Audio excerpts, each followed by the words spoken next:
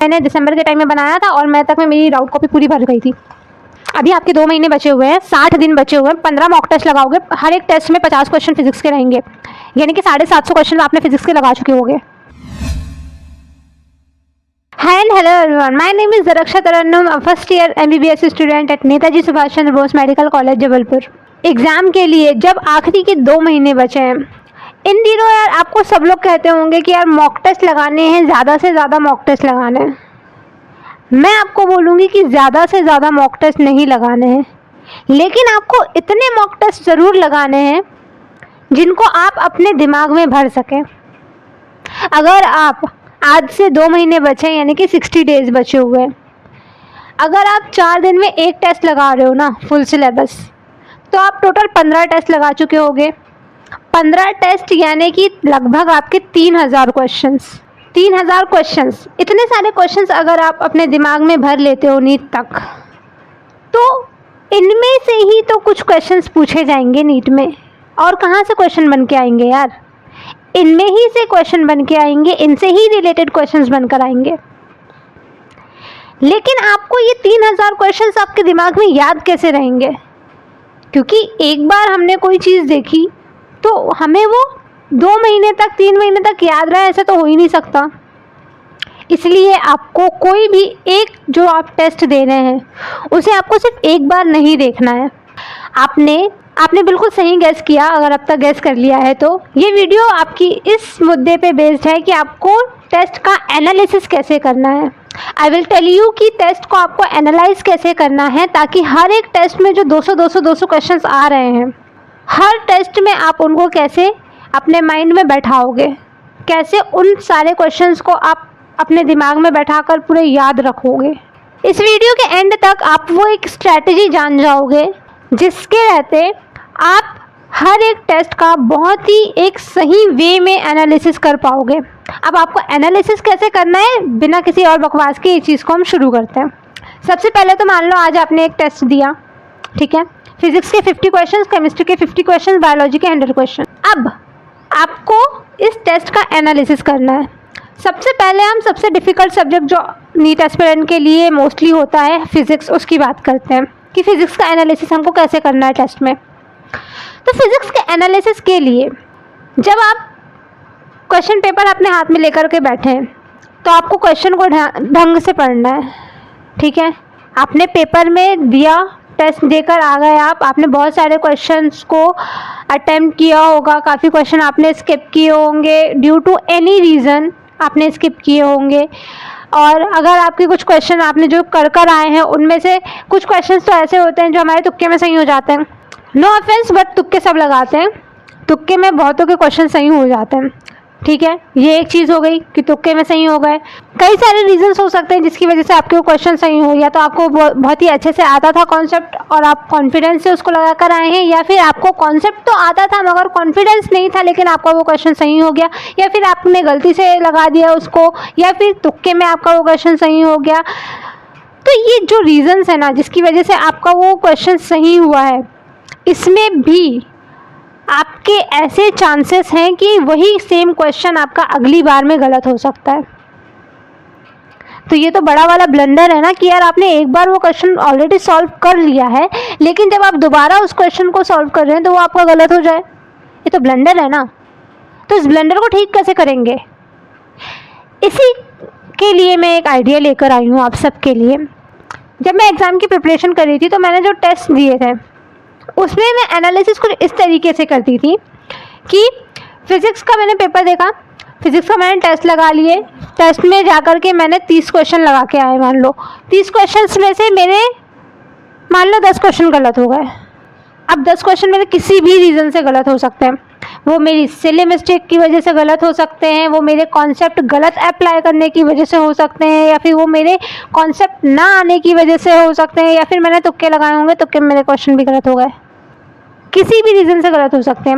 अब मैं क्या करूँगी, अब मैं आई टेस्ट देख के तो मैंने देखे यार 50 में से मैंने 30 अटैम्प्ट किए थे, 20 मेरे सही हुए हैं, 10 मेरे गलत हुए हैं।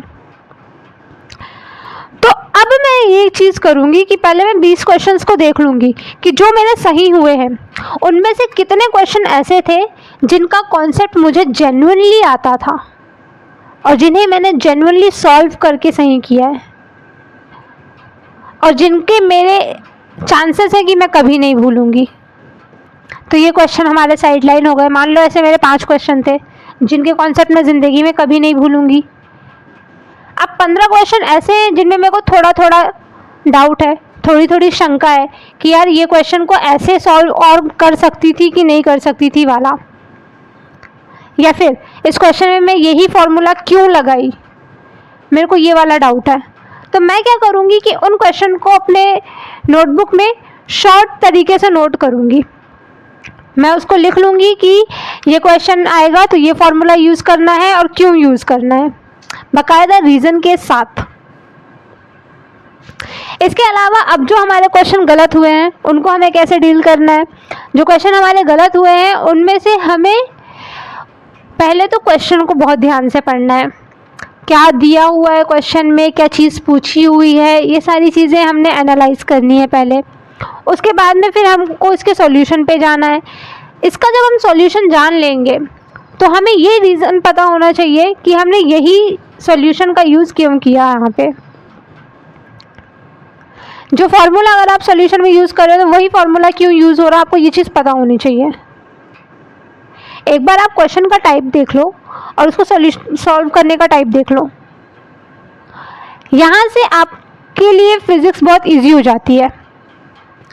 इस तरीके से आपको एनालिसिस करना है फिज़िक्स के लिए, क्वेश्चन देखना है, फिर उसको सॉल्यूशन करना है और सॉल्यूशन में आपने जो फार्मूला यूज़ किया है तो वो फार्मूला आपने क्यों यूज़ किया, क्यों आपने दूसरा फार्मूला यूज़ नहीं किया, ये चीज़ आपको पता होनी चाहिए। और इन चीज़ों को आपको अपनी कॉपी में नोट करना है।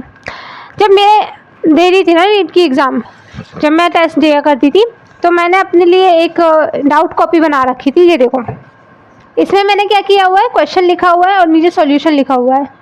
सॉल्यूशन मैंने एकदम क्लियर वाला सॉल्यूशन नहीं लिखा हुआ है, मैंने एकदम ऐसे रफ सॉल्यूशन लिखा हुआ है जो सिर्फ मुझे समझ में आ जाए कि हाँ इसका मतलब ये है करके। मैं अपनी लैंग्वेज में उसको लिखी हुई हूँ। और देखो ये जो डाउट कॉपी है ये मैंने दिसंबर के टाइम में बनाया था और मई तक में मेरी डाउट कॉपी पूरी भर गई थी, पूरी डाउट कॉपी भर गई थी, एक पूरा रजिस्टर भर गया था मेरा फिज़िक्स का। फिर फिज़िक्स में ना बहुत मेहनत लगती है, आप सबको पता है ये चीज़।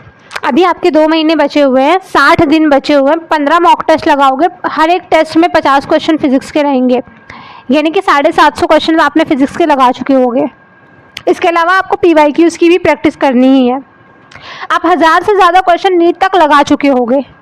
अब 1000 से ज़्यादा तक आपने नीट तक क्वेश्चन लगा लिए हो ना, तो यार आपको नहीं लगता कि इतने क्वेश्चन करने के बाद में जो नीट में 50 क्वेश्चन आएंगे उसमें से 30 भी आपको नहीं बनेंगे?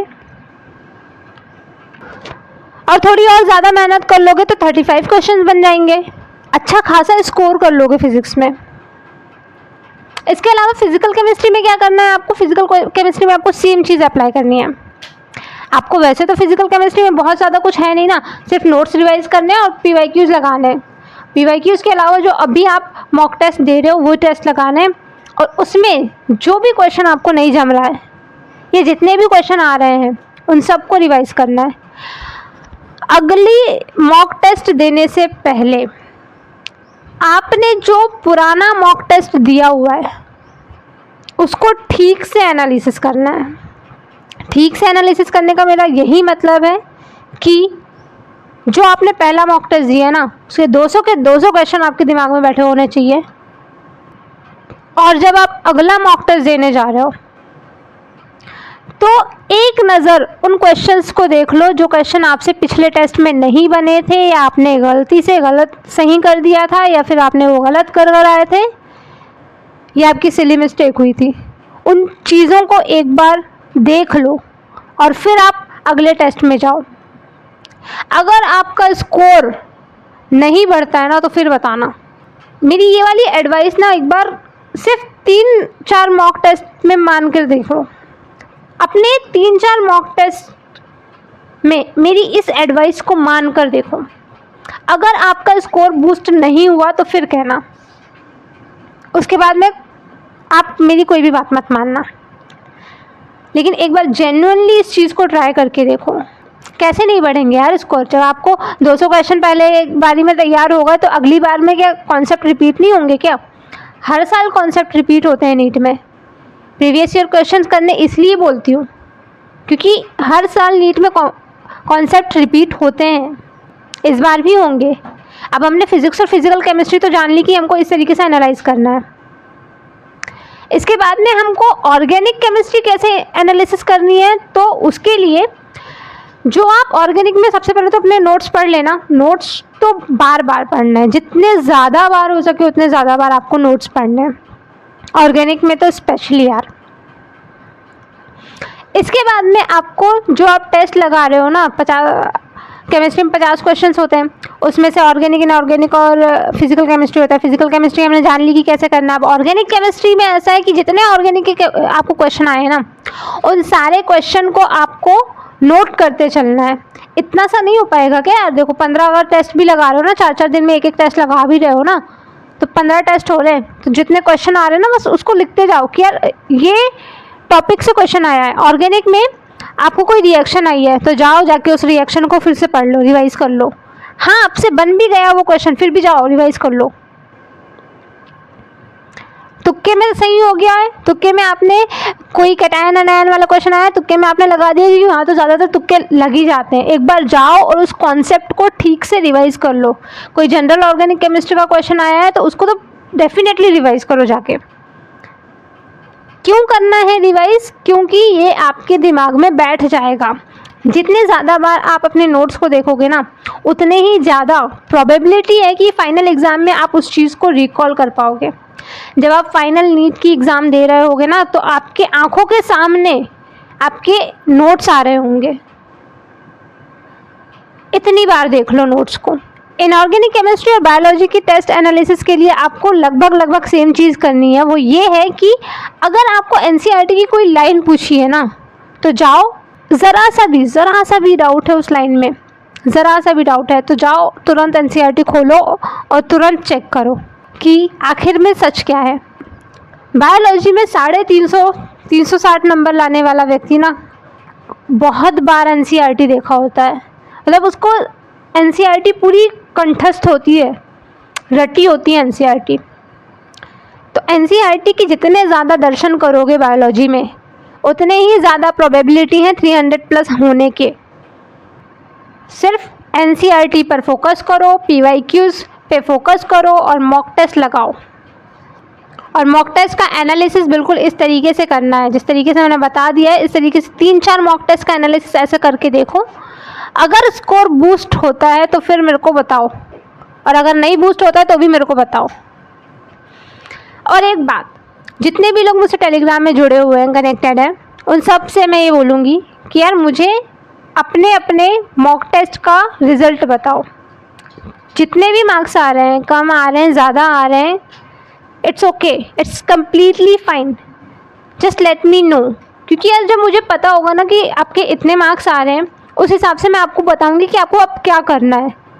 क्योंकि अभी की स्टेज में ना हर बंदा अलग अलग स्टेज में है। कोई ऐसा है जिसको रिवीजन करने की इतनी ज़रूरत नहीं है, जिसको बहुत सारे क्वेश्चन प्रैक्टिस करने की ज़रूरत है। लेकिन कोई बच्चा ऐसा है जिसको अभी रिवीजन करने की ज़्यादा ज़रूरत है, प्रैक्टिस करने की ज़्यादा ज़रूरत नहीं है। प्रैक्टिस पे तो तब आप ध्यान दोगे ना जब आपका रिवीजन प्रॉपर तरीके से चल रहा होगा। तो डिफरेंट टाइप के अभी स्टेजेस में हैं आप सब। तो लेट मी नो कि आपका क्या स्कोर चल रहा है अभी मॉक टेस्ट में।